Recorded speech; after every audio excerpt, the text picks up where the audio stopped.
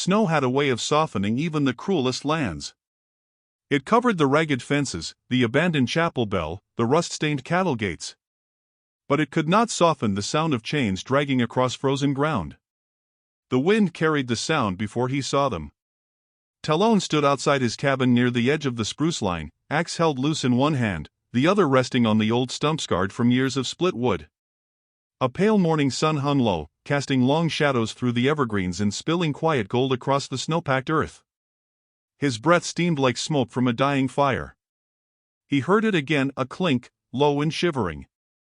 Metal against bone. A wagon wheel's last groan. Then silence. He turned his gaze toward the distant trail that curved around the ravine. A wagon stood still for a moment, gray and gaunt like a vulture perched in the snow. Then it turned. No words were spoken. No goodbyes. Just the creak of departure.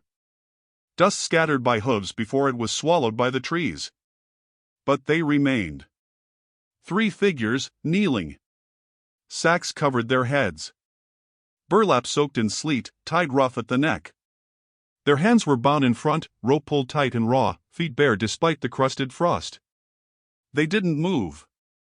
They didn't speak. Only one flinched when the wind blew her sack aside slightly, revealing the hollow of a cheek gone gaunt and bruised. Talon didn't call out. Didn't ask questions. He just moved. Each step toward them was measured, as if the earth beneath him needed permission. Snow whispered underfoot. A blue jay chirped high in the pine but fell silent when he passed. The tallest of the kneeling women trembled when his shadow fell over her. One of them whispered, barely audible beneath the sack, "Please, take them off." The voice didn't match the world. It was soft and rasped like old violin strings, dry from thirst or fear or both. He looked at her but didn't reach for the sack. Instead, he dropped to one knee beside her, glancing over the knots that bound her wrists, old knots, tied for cruelty, not security. "Rope that frayed and split the skin. I won't hurt you," he said. His voice was deep and quiet, the kind that never needed to rise to be heard. She did not respond. But she did not recoil either. Talon reached into his coat and retrieved a hunting knife. Slowly, purposefully, he cut the ropes. Her hands fell forward, red and blue from cold. He slipped his gloves off and pressed them into her palms. She didn't close her fingers. He freed the others next. One whimpered when he touched her wrist. The last didn't move at all, head bowed, breathing shallow. He noticed how small her frame was beneath the soaked sack. Frail. Starved. Then, with no ceremony, he lifted one in his arms. She was light as driftwood, and carried her toward the warmth of the cabin. Inside, the fire was already burning, its scent of pine resin mixing with the slow simmer of bone broth. He laid her on a bed of furs beside the hearth. The second he helped walk, arm over his shoulders, silent as snowfall. The last, the one who had spoken, walked on her own, limping, but upright. She paused in the doorway. Her sack shifted with her breath. Talon waited. Then, slowly, she stepped inside. He placed a woolen blanket over each of them. He didn't reach for the sacks. Not yet. They hadn't asked again. The fire cracked. He stirred the broth in silence, adding wild onions and thin-cut venison. He ladled 3 wooden bowls. No one moved. Then, finally, the one who had spoken reached forward. Her hand, bare, weathered, knuckles scabbed, touched the bowl. She pulled it close. Beneath the sack, he heard her inhale. Hunger made no sound, but he could feel it in the air, sharp as pine pitch. He sat across from them, back against the far wall, his own bowl untouched. Watching. Waiting. He was used to waiting. And still, something twisted in his gut. The voice. That shape of jaw. That limp. That scar on her wrist. He looked down at his hands, calloused, split, dry from years of work, and remembered another winter, 5 years ago. A storm worse than this. A cabin with 2 shadows dancing on the wall. A woman with dark hair and amber eyes, kneeling by the fire, humming something he never quite remembered but always felt. Her name had been Isolde. She had vanished one spring, after riding into town alone. Gone as if the world had swallowed her. No grave. No blood. No sign. Only silence. He'd searched the rivers and ravines, ridden out past the cattle fences, asked the Lakota women by the crossing, but none had seen her. The townfolk had gone tight-lipped. The preacher had only said, "Some women wander too far from God." Talon had buried the hope like a dead calf, deep, with stone on top. But now. He looked again at the woman with the sack. Her hands cupped the bowl now, steam rising through a tear in the burlap. One strand of hair had escaped beneath the edge, dark brown, tangled, with a copper glint. She wasn't shaking anymore. He watched her eat in small bites, careful, practiced. As if she didn't trust the food to stay. He remembered Isolde used to eat that way too, like she'd been hungry longer than she let on. He noticed her shoulders. The way she bent slightly forward, guarding her ribs. As if she knew how to disappear while sitting in plain view. The third woman stirred in her sleep beside the fire, mumbling something. The second lay still, arms folded tight, eyes open but vacant. The woman with the sack lifted her face toward the flame. As she did, the sack shifted more, revealing a thin scar along her jawline, faint, but unmistakable. Talon exhaled. He didn't speak. But his chest moved slower now, deeper. Night came early. The wind pressed against the logs of the cabin like a cold breath trying to break in. Talon placed another log on the fire. He left the bowl by his side untouched. She spoke again. The same voice, hoarse. "You never asked who we are. I figured you'd tell me when you wanted me to know." A long silence passed. She tilted her head slightly. Her sack faced the firelight. "Would you have waited for me?" His heart stopped. She hadn't said her name. But the voice curled around his bones like old roots. He looked at her. She wasn't asking to be claimed. She wasn't offering a name. She was asking if he still believed in what they'd shared even after silence, after disappearance, after shame. Talon stood slowly and crossed the room. He knelt in front of her.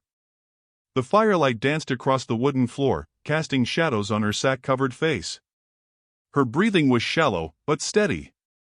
He reached out, but didn't touch the sack yet. Her lips moved beneath the cloth. "Please, take them off." And Talon, who had never bowed to any man, found himself on both knees, his breath warm, his hands shaking. But still, he didn't move. Not yet. Because when a soul breaks and is mended again, you don't rush the final knot. You wait for the fire to speak. And in that silence, the snow outside kept falling, not like a curse, but like a second chance. The fire hadn't gone out. Neither had the memory.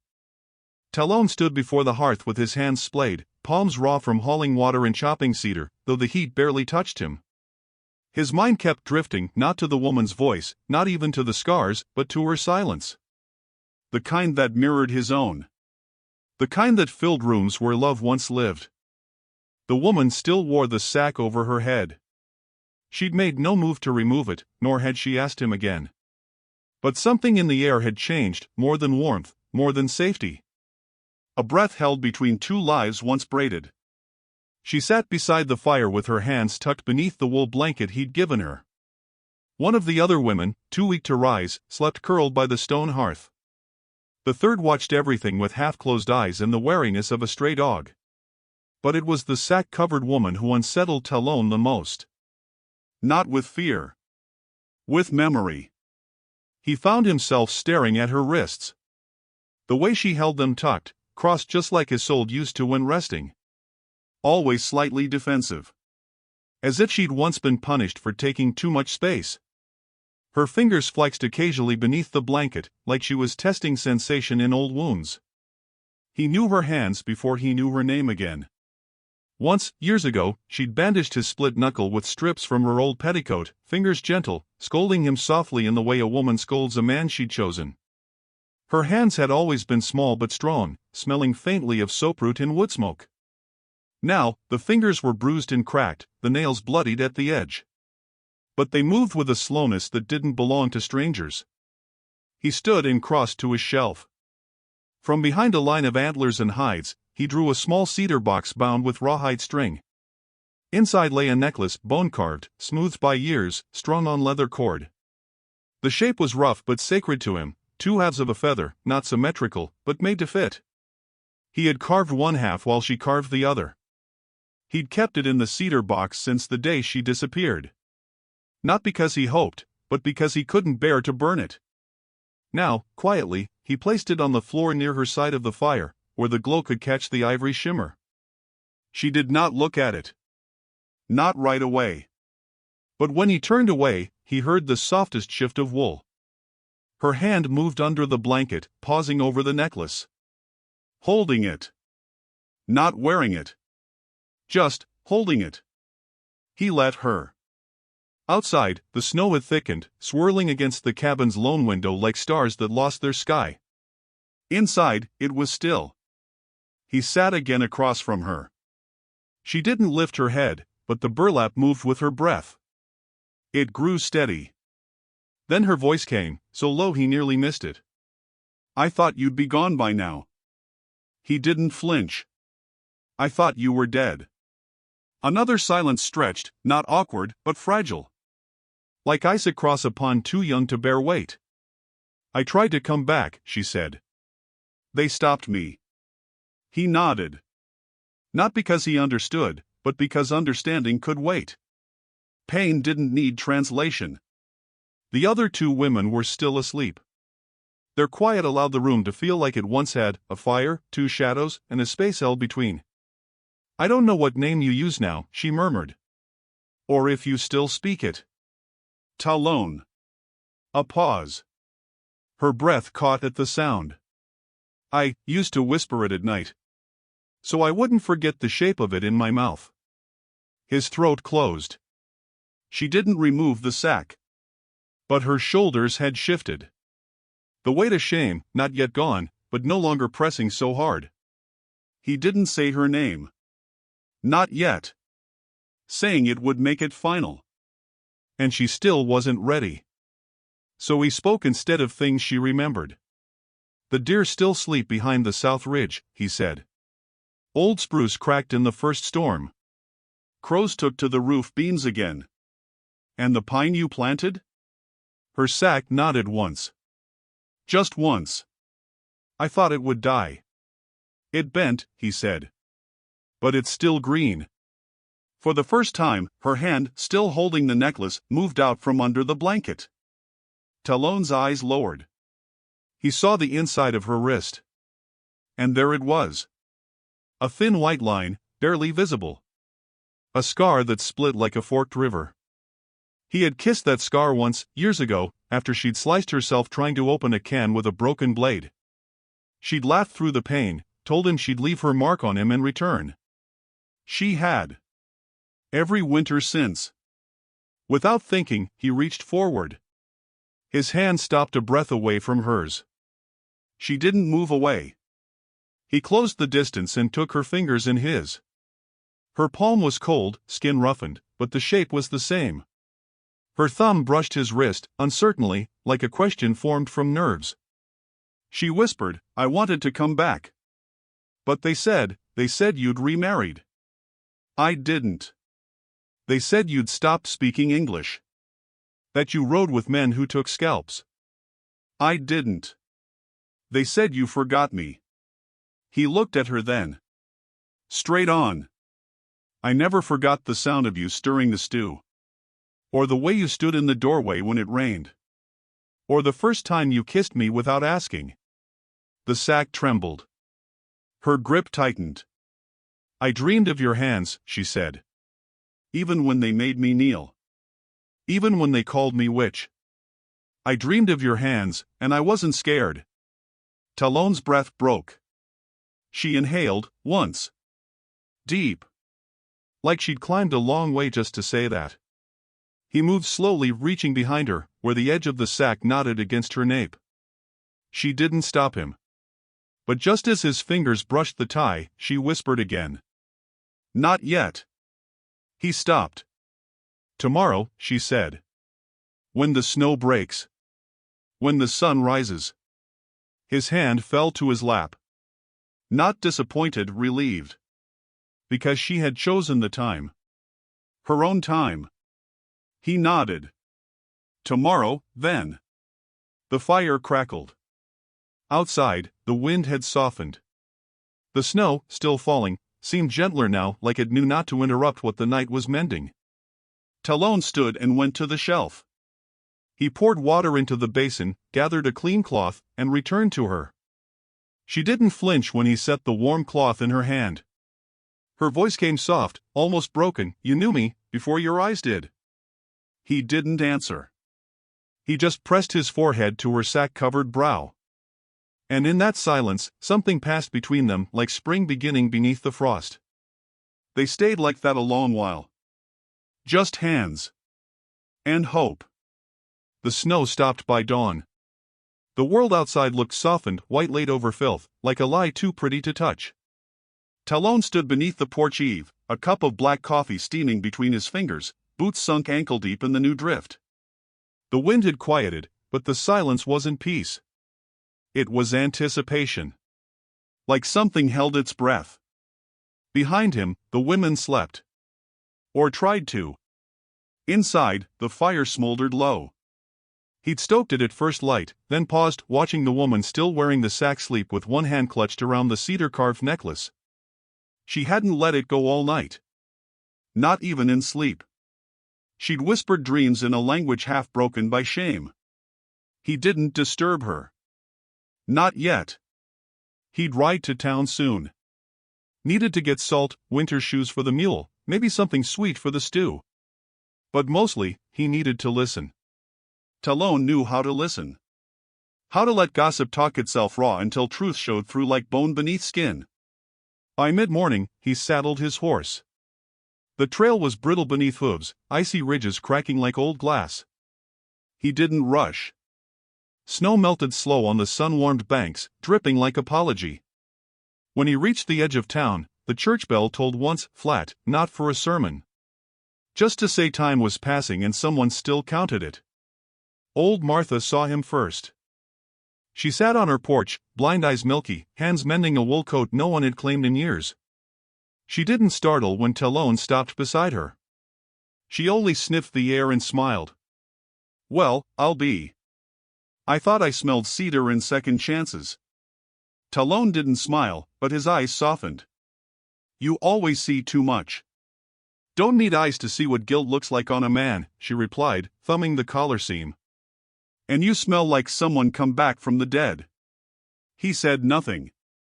She tapped the bench beside her. Sit.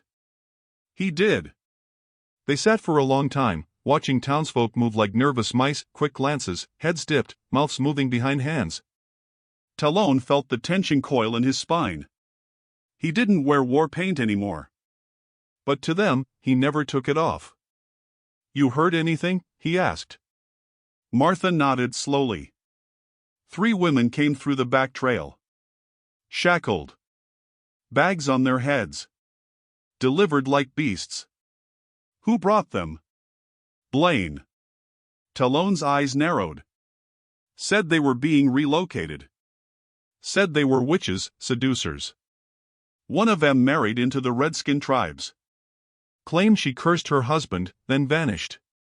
Town let him haul them off without protest. Except me. And I'm just a blind widow who talks too much. Talon exhaled slowly. Did anyone say her name? They don't say her name anymore, Martha said. They spit it. He stood.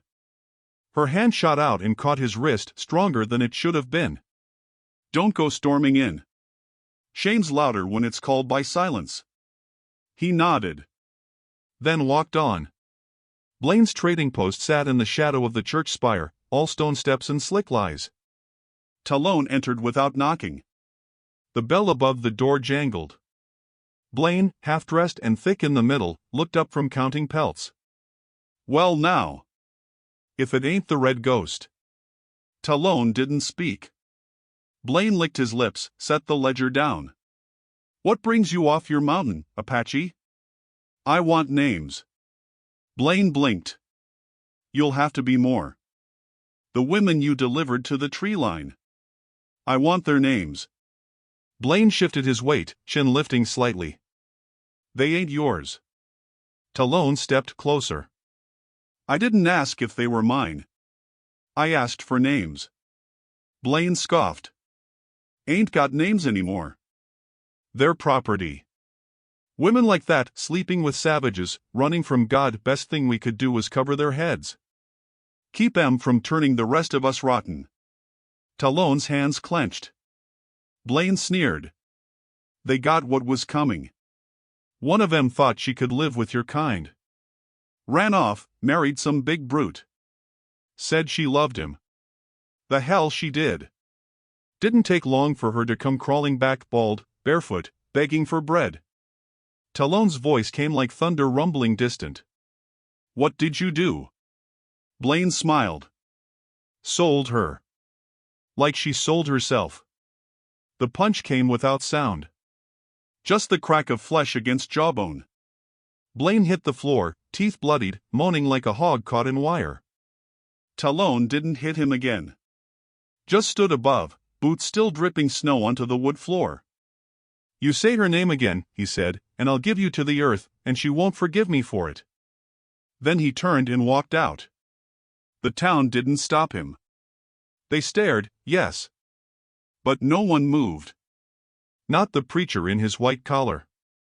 Not the merchant's wife clutching her apron. Not the young men sharpening blades behind the smithy. All of them had seen. None had spoken. That's how shame lives, in what folk don't say when they should. By the time Talon returned to the cabin, the sun had passed its peak. The wind was whispering again, this time warm enough to carry scent. He stepped inside and closed the door behind him. The woman sat near the hearth, upright now. Her sack still covered her face, but her posture had changed. She wasn't hiding anymore. I heard the horse, she said. He knelt and laid something gently in her lap. Bread. Fresh. Still warm. And beneath it, a slip of cloth. One of her old aprons. Burnt at the hem, but washed clean. She touched the fabric, fingers pausing like she was tracing her past. He sat beside her. I went to town, he said. They don't speak your name. But they remember what they did. She nodded. Slowly. The sack crinkled with her breath. They made me kneel in the square, she said, voice steady. They cut my hair with a sermon. Told the girls to spit on me. Said a white woman who lays with a savage ain't got soul or country. Talon said nothing. He let her speak. They put the sack on after the branding. He turned to her, his chest tightening. Branding? She lifted her hand. Fingers brushed the collarbone beneath the burlap. There's a scar. Left side. A W4 whore. The preacher said I bore it for every woman watching. Talon's hands trembled. She turned toward him. He could feel her gaze behind the cloth. But I bore it for you. He closed the space between them. He didn't kiss her. Not yet. But he took her hand in both of his and pressed it to his heart. They sat like that as the fire grew. And the sack began to slip. Not from force. From choice. The sky that morning wasn't blue. It was bone-colored, the hue of silence before a storm or the hush after a cry. A hush the world dared not break. Talon rose early, not because sleep had left him but because memory had taken its place. He moved through the cabin like a man not wanting to wake ghosts, although they were already stirring, one sitting by the fire, one curled under quilts, and one standing near the window, still veiled in burlap, still nameless, though her name thundered in his chest. She'd stood there for near an hour, unmoving, hands clasped before her like a prayer half said. Behind the sack, he imagined her eyes watching the woods. Waiting for the world to let her back in. He lit the fire again and stirred the pot slowly, careful not to let the spoon scrape the bottom. He could feel the weight of the moment building, like snow on an overloaded roof. "I'm ready," she said quietly. Talon turned. The voice came calm, but there was something beneath it: tremble, ache, hope. She stood straighter now. Not proud. Not defiant. Just steady. He stepped forward. She did not flinch. The other women stirred behind her, but neither interrupted. Something sacred had begun. He reached up slowly, giving her time to stop him. She didn't. His fingers touched the knot behind her head, coarse rope, stiff from weather. It undid with a single pull, like a sigh leaving the earth. He drew the sack forward with reverence, as if uncovering something holy long buried. And there she was. Isolde. Or what was left of her. Her hair had been hacked short, uneven tufts hanging over her brow. Purple bruises bloomed beneath her cheekbones, and a cruel scar arched from the edge of her temple down to her jaw. Her lips were chapped, split in the corner, but held steady. Her shoulders were gaunt. Her skin, pale from shame and shadow. But her eyes. They had not changed. Still amber. Still ember bright. Still hers. He looked at her, not the wounds, not the ruin, but her. And she looked back. "I thought you'd look away," she whispered. "I've been waiting too long to forget you now." She nodded once. No tears. Just the kind of stillness that comes after drowning and waking on the shore. He held out the necklace she'd clutched days before. She took it from his palm and tied it around her neck, the feather halves resting just above her scarred collarbone. It looked like it belonged there. Talon moved to the hearth and pulled a small hand mirror from the cabinet drawer. He didn't offer it to her, only set it on the table. She approached, slowly. Saturday. Her reflection caught in the glass like something pulled from fog. She stared. "This isn't the face you knew." "I don't need to," he said. "I loved the woman behind it." She lifted a hand and ran her fingers over her cropped hair. "They cut it while they prayed. Said God wanted obedience." Talon crouched beside her. God must have been deaf that day. She let out a sound, not quite a laugh, not quite a cry. Something in between. She touched the scar. "This one's from Blaine. The back of his ring had a thorn on it. Said it was meant for punishment." Talon's jaw clenched. "He won't raise that hand again," he said simply. She didn't ask what he meant. She didn't need to. "I kept my voice," she said. "They couldn't take that." Then she began to hum. It was faint, cracked like old wood, but the melody, it was the same one she used to hum when baking or brushing her hair or sitting in his lap during summer storms. He closed his eyes. That song had lived in his blood long after she'd gone. When she stopped, the silence that followed wasn't empty, it was full. Of breath, and presence, and the ache of two people who had never stopped choosing each other. Outside, the wind shifted. Snow blew sideways now, swirling in delicate patterns. "I want to go back," she said. "To the tree line. Where you found me." "Why?" "Because I want to see it with new eyes. I want to walk away from it, not be dragged." He nodded. Took down his coat and wrapped it around her shoulders. It dwarfed her, but she stood taller inside it. The other two women watched, their eyes glassy with disbelief. Isolde turned to them. "When I'm ready, I'll help you leave too. But first I have to reclaim my own name." They said nothing, but something passed between the three, woman to woman, broke into healing. Talon saddled the horse, and she climbed behind him. They rode in silence. The cold bit at her exposed skin, but she didn't shiver. At the edge of the forest clearing, where the pines broke and the snow flattened into field, she dismounted. He followed but did not touch her. She stepped to the very tree where he'd found her kneeling, arms bound, head bowed. She dropped to her knees again, not in submission, but remembrance. She touched the ground with both palms. Then rose. "That girl died here," she said. and I mourned her. Then she looked at him. But I lived. He took her hand. And together, they walked away from the place that once tried to keep her. The sky overhead cracked with a soundless light. And in the hush that followed, the snow didn't fall. It shimmered. The wind returned first, not cruel, but cold in the way winter warns of its second breath. It came down from the hills and bent the prairie grass low, stirring dust around the steeple of the settler town and rattling the shutters of the old saloon. By the time Talon and Isolde rode in, the town was watching from windows, from behind lace curtains, through crooked blinds and calloused fingers clenched on coffee mugs. They came slow. No haste, no announcement. Just two figures on horseback, a tall Apache man in a deerskin coat, and the woman behind him, hair hacked short, face bare in the winter sun. Her sack was gone. Her shame, too. No one spoke. Not yet. They passed the chapel first. The bell didn't ring.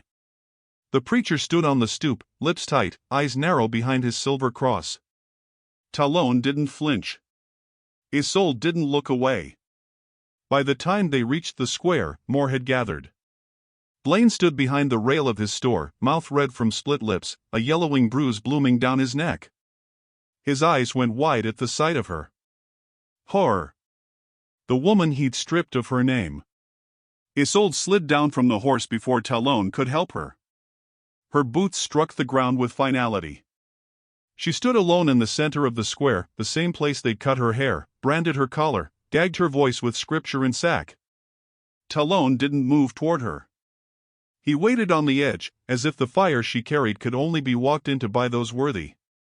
Isolde turned to the people watching. Her voice didn't rise. It didn't need to. I was your neighbor once, she said. Your seamstress. Your friend. Your bride. She touched her chest, just above the necklace. Her fingers hovered over the place where the scar had faded to white. You watched them shame me.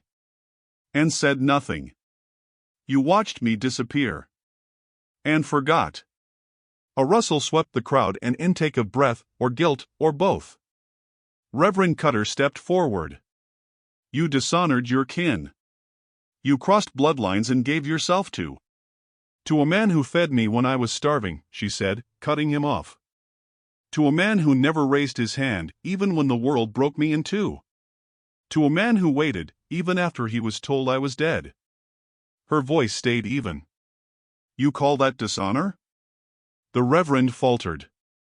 Isolde stepped closer. The wind tossed the ragged ends of her cropped hair across her temple. You taught them to stone me with silence. You said my womb was cursed. You preached obedience while tying women in chains. She reached into her coat and pulled out a strip of burlap, the same sack they'd used to cover her head. She held it up high. This is what you made me wear. What you told my daughters to call righteous. Her voice trembled once, then steadied. I will not wear it again. Then she dropped it. Right there, in the dirt of the square. It fell flat. Lifeless. And for a long second, no one breathed. Then Talon stepped forward. He removed his coat and placed it over her shoulders, not to cover her, but to cloak her in something sacred. Something that told the town she belonged to no shame. Only to truth. I knew her before they made her a warning, he said, eyes on the preacher. I knew her when her hands still smelled of cinnamon and pine.